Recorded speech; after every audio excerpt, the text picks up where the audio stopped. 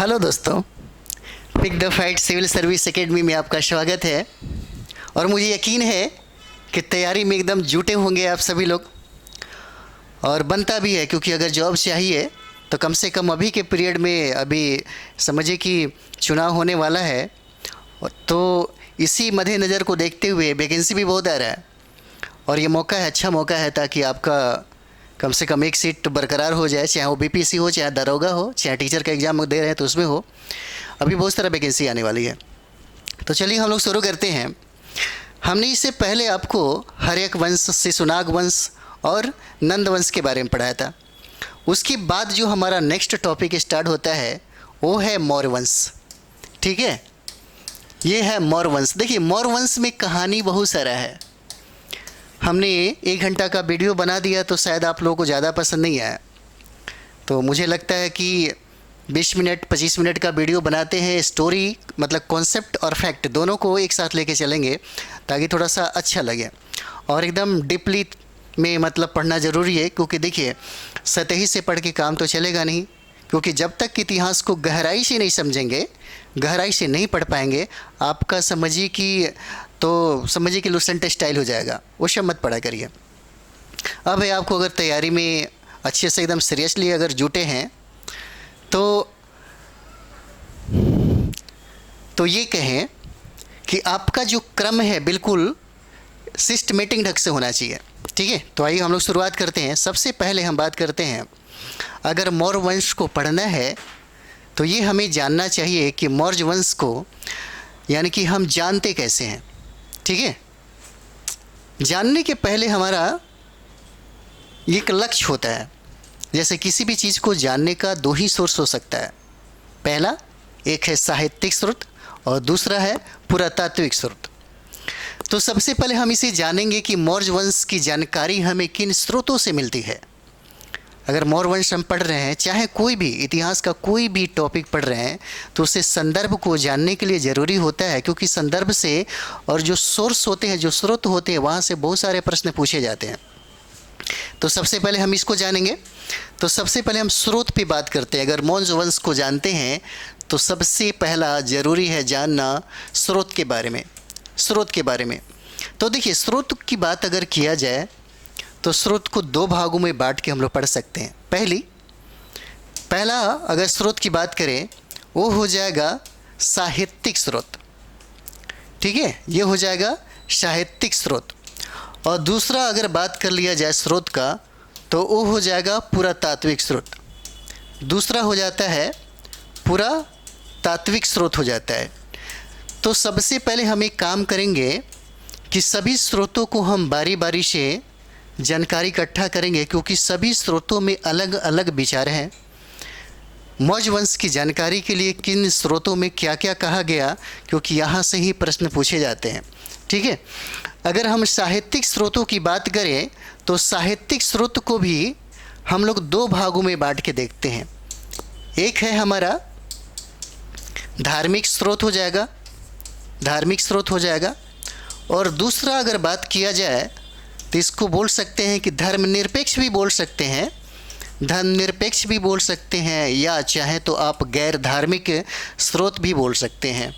ठीक है, गैर धार्मिक स्रोत भी बोल सकते हैं। चलिए अगले पेज में हम लोग देखते हैं। तो हम लोगों ने किया, सबसे पहले हम लोग जो साहित्यिक की बात किया, हम लोगों ने साहित्यिक की बात, उसमें हमने इसे 2 भागों में बांटा। सबसे पहला क्या था, एक था धार्मिक स्रोत और दूसरा था गैर धार्मिक स्रोत। ठीक है, गैर धार्मिक स्रोत। तो अब हम लोग ये भी जानने की कोशिश करेंगे कि धार्मिक स्रोत में कौन कौन आता है। अब यहाँ पे देखिएगा, यहाँ पे आपको धार्मिक स्रोत की अगर बात किया जाए तो यहाँ पे आ जाएगा आपको बौद्ध धर्म के ग्रंथों में भी बहुत सारी बातें लिखी गई हैं मौर्य वंश के बारे में। इसी तरीके से जैन ग्रंथों में भी बहुत सारी बातें लिखी गई है मौर्य वंश के। जानकारी के सोर्स हैं उसके बाद अगर बात करें पुराणों की, तो पुराणों में भी इसकी जानकारी हमको मतलब देखने को मिलती है। जैसे विष्णु पुराण में इसका उल्लेख किया गया है, इसका वर्णन किया गया है, और विष्णु पुराण भी मौर्य वंश की कुछ चीज़ें आपको यहाँ पे भी बताता है। तो सबसे पहले हम लोग देखेंगे कि बौद्ध साहित्य भी है और जैन साहित्य भी है, और उसके बाद हम देखेंगे पुराणों में भी इसका जिक्र किया गया है। किसके बारे में जिक्र किया गया है? पुराणों की बात करें तो विष्णु पुराण में इसका चर्चा किया गया है। विष्णु पुराण में ही मौर्य वंश की जानकारी का सोर्स मिलता है। ठीक है, तो हम लोगों ने क्या किया, धार्मिक साहित्य जो सोर्स था हमारा, यहाँ पे हम लोगों ने किया। उसके बाद हम लोग बात करते हैं गैर धार्मिक। देखिए, गैर धार्मिक से प्रश्न बहुत सारा पूछा जाता है। गैर धार्मिक से सोर्स जो है, यहाँ से प्रश्न बहुत ज़्यादा पूछा जाता है। जैसे में बात किया जाए अगर धार्मिक की बात किया जाए सोर्स में, तो सबसे पहले चाणक्य का ही बुक ग्रंथ है, उसके बारे में हम लोग जानकारी इकट्ठा करेंगे, जिनका नाम है अर्थशास्त्र।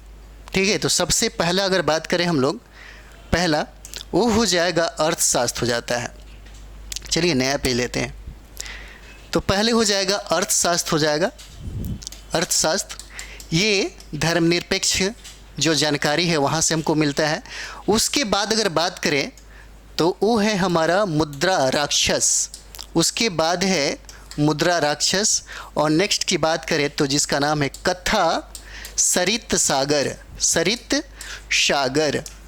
और उसके बाद एक सोर्स है धर्मनिरपेक्ष ग्रंथों में, उसका नाम है बृहत कथा मंजरी।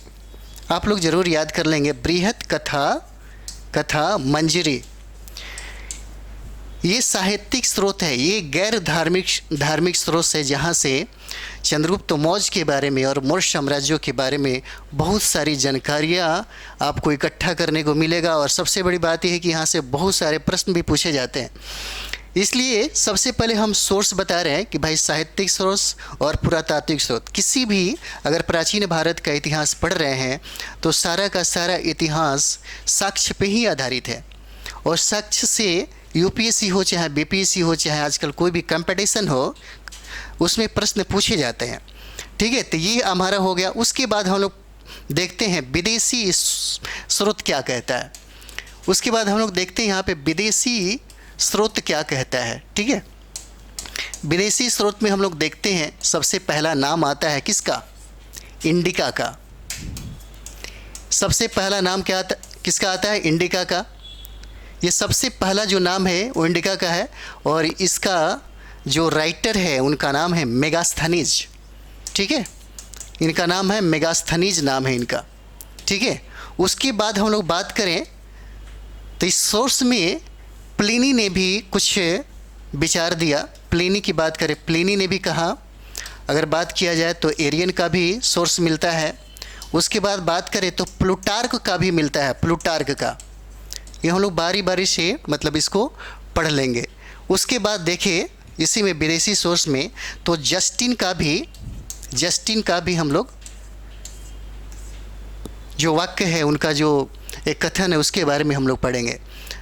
तो हम लोगों ने अभी क्या किया, अभी हम लोगों ने सोर्स के बारे में पढ़ा। सोर्स के बारे में अभी बार बार मतलब समझिए कि अलग अलग करके हम लोग पढ़ेंगे। जैसे मानते हैं कि धर्मनिरपेक्ष ग्रंथों की अगर बात करें और अर्थशास्त्र में क्या लिखा गया है, अर्थशास्त्र में बहुत ऐसी बातें हैं जो उसमें जिक्र किया गया है। क्योंकि अर्थशास्त्र ये बहुत इंपॉर्टेंट इसलिए होता है क्योंकि यहाँ से प्रश्न बहुत ही ज़्यादा पूछे जाते हैं, बहुत ही ज़्यादा प्रश्न पूछे जाते हैं, और हम बारी बारी से सब पे चर्चा करेंगे। जैसे अर्थशास्त्र पे हो गई बात, उसके बाद मुद्रा राक्षस की बात हो गया, कथा सरित सागर की बात हो गया, बृहत कथा मंजरी की बात हो गया, उसी तरह से इंडिका की बात हो गया, प्लूटार्क ने क्या कहा, जस्टिन ने क्या कहा, एरियन ने क्या कहा। इस तरीके से हम लोग बारी बारी से सब पे एकदम डीपली थोड़ा सा कोशिश करेंगे करने का। उसके बाद हम लोग देखते हैं यहाँ पे एक जो हमारा पुरातात्विक सोर्स है उसके बारे में हम लोग देख लेते हैं नेक्स्ट।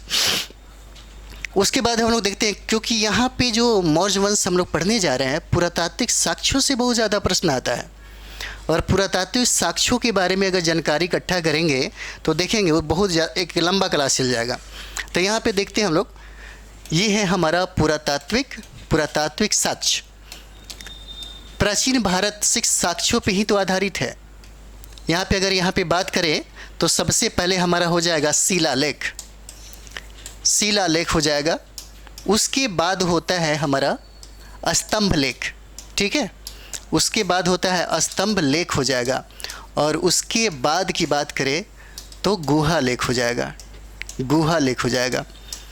ये जो पुरातात्विक सोर्स है, देखिए साहित्यिक चीज़ों में मनगढ़ंत कहानियाँ हो सकती है। साहित्य ज़रूरी नहीं कि जो राजा के दरबार में जो कवि रह रहा हो वो सच ही लिखे, ऐसा भी नहीं है। लेकिन पुरातात्विक जो साक्ष्य होते हैं वो सटीक बातें लिखती है, क्योंकि यहाँ देखिएगा प्राचीन भारत के इतिहास को लिखने वाले लोगों ने सबसे ज़्यादा इसी सोर्स का इस्तेमाल किया, क्योंकि साहित्यिक साक्ष्यों पे अभी भी बहुत सारे ऐसे लोग हैं जिनको यकीन नहीं होता।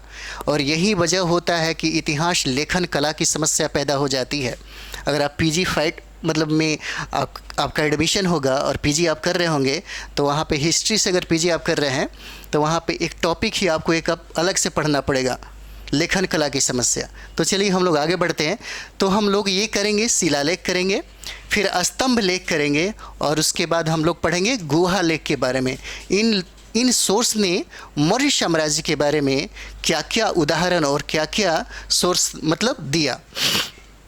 तो आइए हम लोग शुरू करते हैं। सबसे पहले जो हम लोग शुरू करेंगे वो है गैर धार्मिक जो ग्रंथ है, जो साहित्य है, जो जानकारी देता है।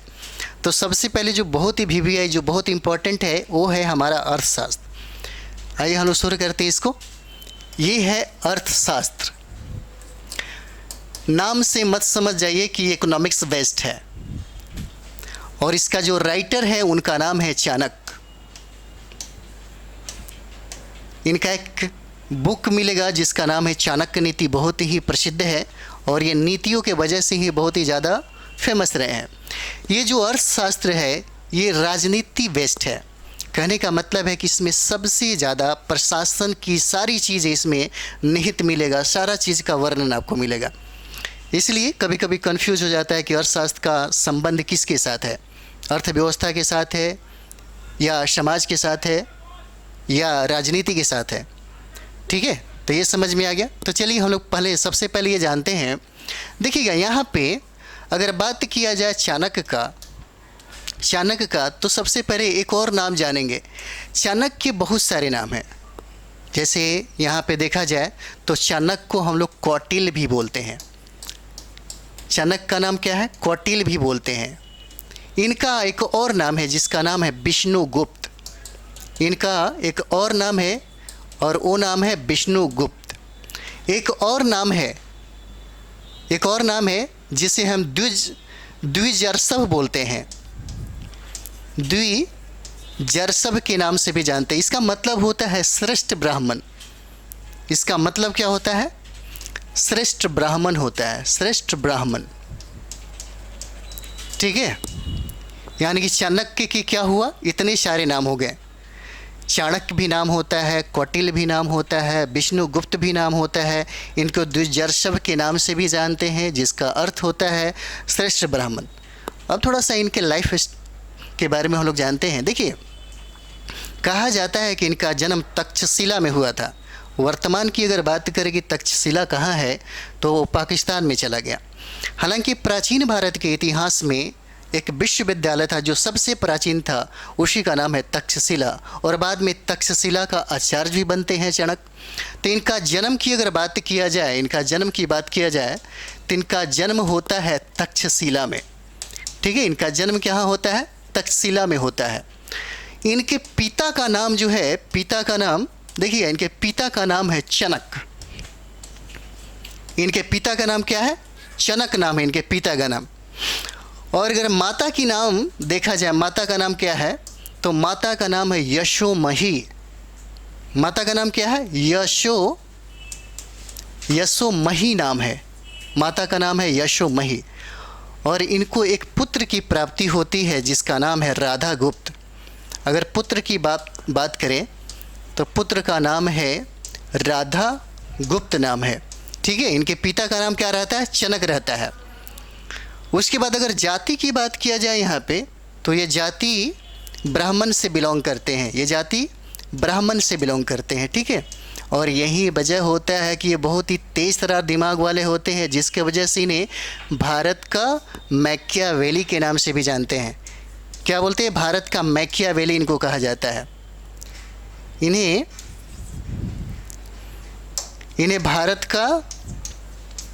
भारत का मैकियावेली भी कहा जाता है, मैकियावेली भी कहा जाता है। चलिए, ये तो लगभग उनके थोड़ा सा एक जानकारी मिल गया, थोड़ा सा कि चाणक्य के बारे में हमें जानने का मौका मिला। लेकिन अब जो हम लोग जानेंगे वो है अर्थशास्त्र, क्योंकि अर्थशास्त्र से बहुत ही ज़्यादा प्रश्न पूछा जाता है। अर्थशास्त्र देखा जाए तो बहुत ही ज़्यादा प्रश्न पूछा जाता है। तो सबसे पहले हम लोग बात करते हैं अर्थशास्त्र पे। चलिए, हम लोग पढ़ेंगे अब यहाँ पे अर्थशास्त्र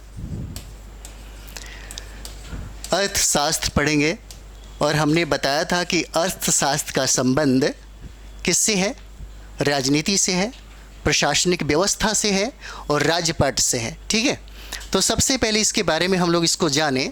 कहा जाता है कि 15 अधिकरण में, अगर इसकी भाग की बात कर दिया जाए यहाँ पे, तो 15 अधिकरण में यह विभाजित था। 15 अधिकरण में क्या था? विभाजित था। ये कितने भागों में था? भाग भी बोल सकते हैं। कितने भागों में था? 15 अधिकरण में। ठीक है, उसके बाद बात करें तो 180 क्या था? 180 प्रकरण था। 180 प्रकरण था। प्रकरण को हम लोग उपभाग के नाम से भी संबोधित कर सकते हैं, उपभाग के। ठीक है, उसके बाद बात किया जाए कि भाई अर्थशास्त्र का किस भाषा में लिखा गया था, तो भाषा की बात करें यहाँ पे तो ये भाषा थी संस्कृत। भाषा क्या थी? संस्कृत भाषा थी। ठीक है, और इसको किसने लिखा था? तो इसको चाणक्य ने लिखा था। ठीक है, इसको चाणक्य ने लिखा था। इसमें श्लोक की संख्या कितना है? पूछा जा सकता है कि इसमें श्लोक की संख्या कितना है, तो ये हो जाएगा आपको 6000 इसमें संख्या आपको मिलेगा।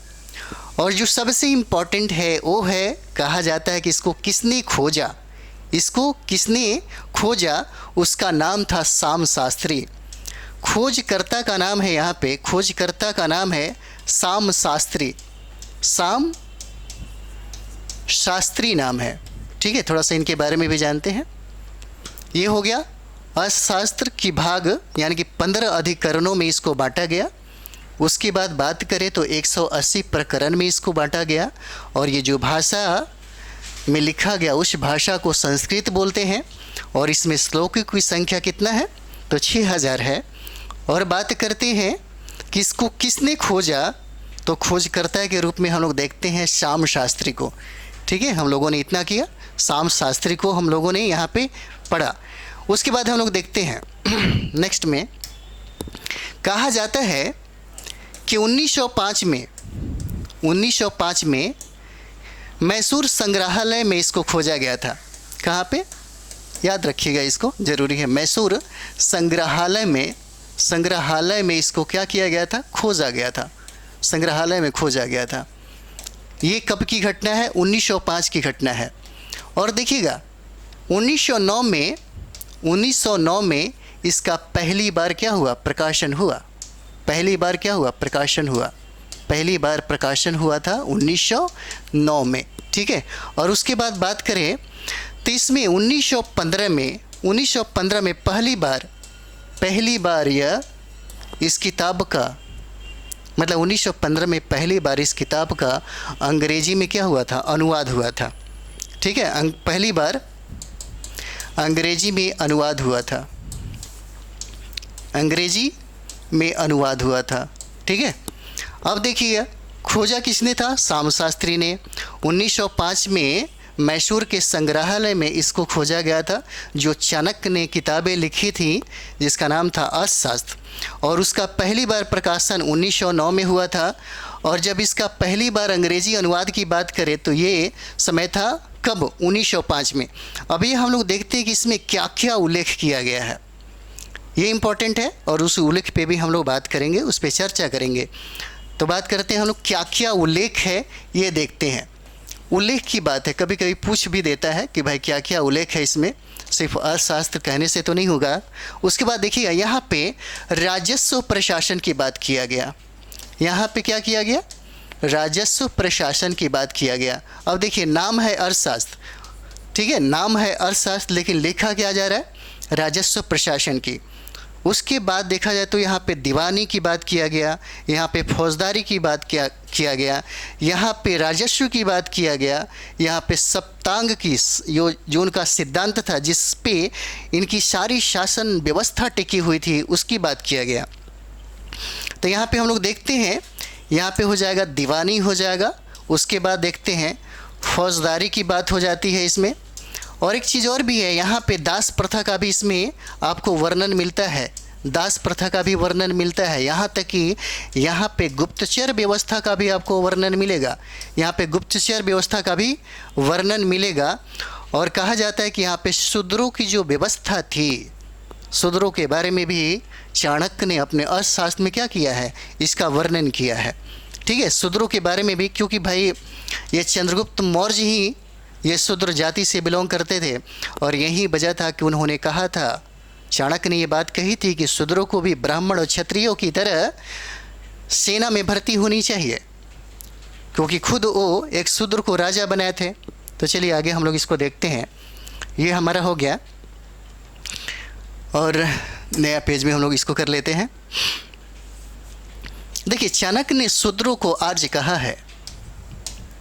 चाणक्य ने शूद्रों को क्या कहा? आर्य कहा, आर्य कहा है, ठीक है। चाणक्य ने, आर्य का मतलब क्या होता है? आर्य का मतलब श्रेष्ठ होता है, ठीक है, श्रेष्ठ होता है।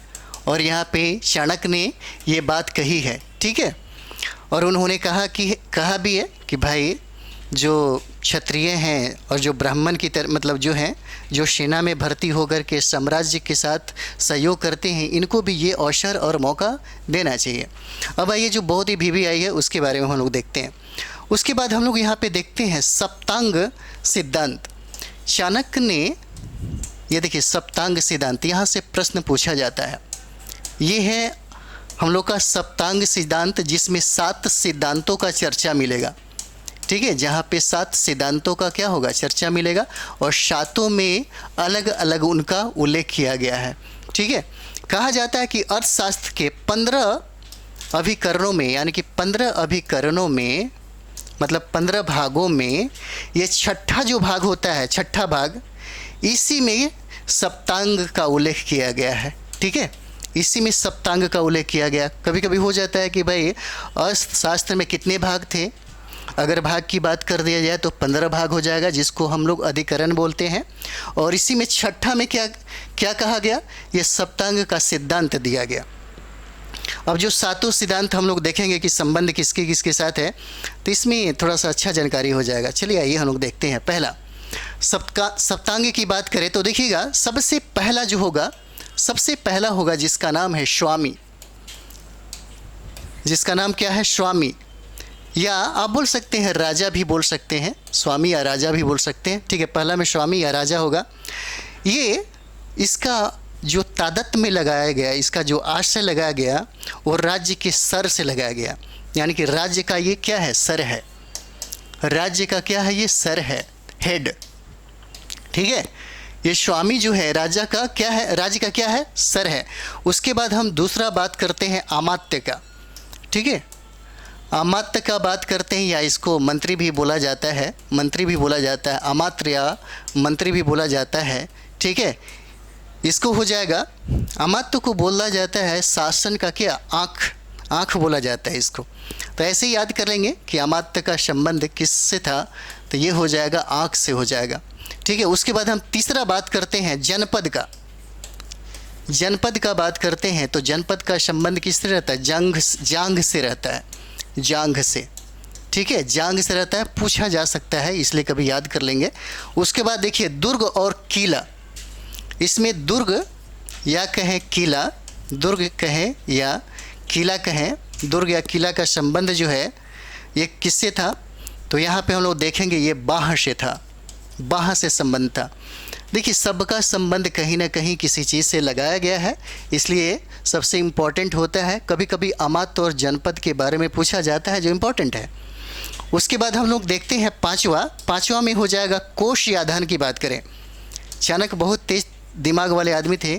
कोश या धन की बात करें कोश या धन की बात करें तो इसमें क्या हो जाएगा, कोश और धन में क्या हो जाएगा, ये 1 2 3 5 हो जाएगा। इसका आशय मुख से हो जाएगा, ठीक है, इसका आशय क्या हो जाएगा, मुख से हो जाएगा। ये 5 हो गया। और छठा की बात करते हैं, वो है आपका सेना। सेना का संबंध है मस्तिष्क के साथ, मस्तिष्क से। सेना का संबंध क्या है, मस्तिष्क से। और सातवां मित्र की बात करें, सातवां अलग दिखते हैं आपको, सातवां मित्र की बात करें, सातवां उनका जो है सप्तांग में सातवां हो जाएगा, मित्र हो जाएगा। इसका जो तादात्म्य है, इसका जो संबंध है वो कान से है, ठीक है, वो कान से है। इस तरीके से हम लोगों ने क्या किया, हम लोगों ने अर्थशास्त्र के सप्तांग जो सिद्धांत था उसके बारे में हम लोगों ने पढ़ा। उसके बाद थोड़ा सा और भी इसका जानकारी जो है थोड़ा सा और भी ले लेते हैं।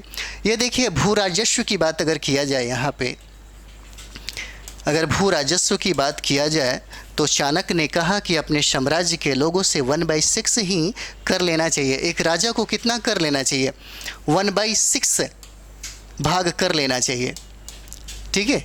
ये बात किसने कहा था, चाणक्य ने कहा था। लेकिन एक चीज़ और भी है, अगर इंडिका में इसी का उल्लेख देखेंगे कि इंडिका में क्या कहा गया, तो 1/4 कहा गया, 1/4 भाग कर की बात किया गया था, किसमें, इंडिका में, ठीक है। भू राजस्व की बात जो हुआ ये किसने कहा था इसमें। और दूसरी चीज़ें अगर देखा जाए तो चाणक्य ने गुप्तचर की बात कही थी, गुप्तचर की बात कही थी। देखिए, गुप्तचर को गुड पुरुष के नाम से भी जानते हैं, गुड पुरुष के भी नाम से जानते हैं, ठीक है। गुप्तचर को क्या बोलते हैं, गुड पुरुष के नाम से जानते हैं। और ये नर और मादा, यह कह सकते हैं कि गुप्तचर को 2 भागों में बांटा गया था, ठीक है। गुप्तचर को एक था संस्था, एक था मतलब संस्था, एक था संचार, एक था संस्था और एक था संचार। देखिए, ये क्या होता है कि एक जो है कि इकट्ठा होकर के एक जगह होकर के ये गुप्तचरी करते थे, और दूसरा वो था जो भटक करके दूसरी जगहों पे जा कर के राजा के लिए कोई गुप्त रहस्य की जानकारी वो लोग इकट्ठा करते थे, ठीक है। और इसके बारे में देखिए अलग अलग लोगों ने क्या कहा, ये जानना ज़रूरी है।